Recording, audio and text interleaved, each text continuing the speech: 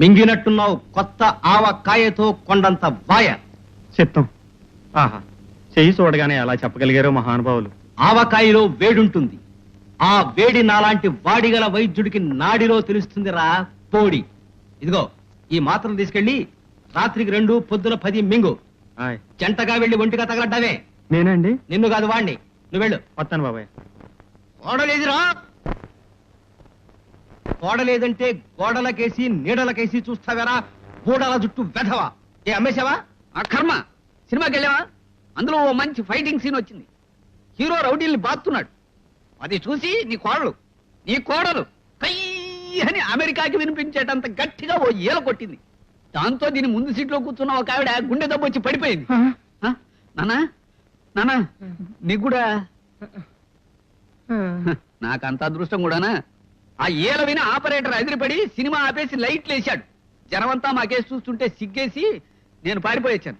అది మాత్రం కుర్చీ ఎక్కి నిలబడి మిగతా సినిమా కూడా చూపించమంటూ ఏలేసి గోల్ చేస్తోంది అక్కడ.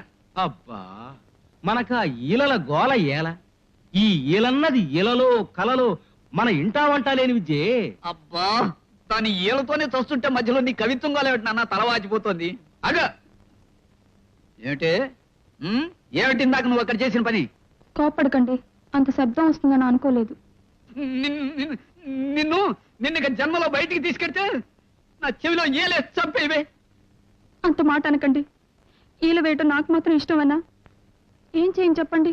ఎక్కువ సంతోషం కానీ బాధ కానీ కలిగినప్పుడు వేళ్ళు వాటంతటా అవే దగ్గర అవుతాయి, నోటి దగ్గరికి వెళ్ళిపోతాయి.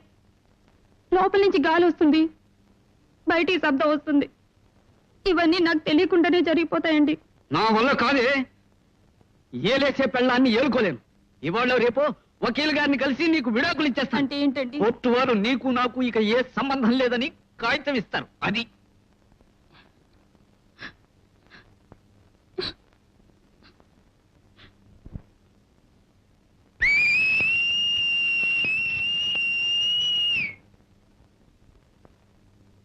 క్షమించండి, ఇది బాధ. ఇలా ఓసి నీ బాధ తగలయ్యా.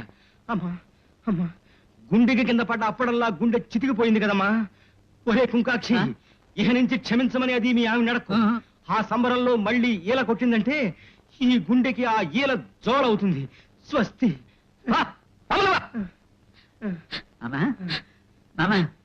గుడ్డాడుతుంది. అమ్మ బాబాయ్, అదే లోపల కదా.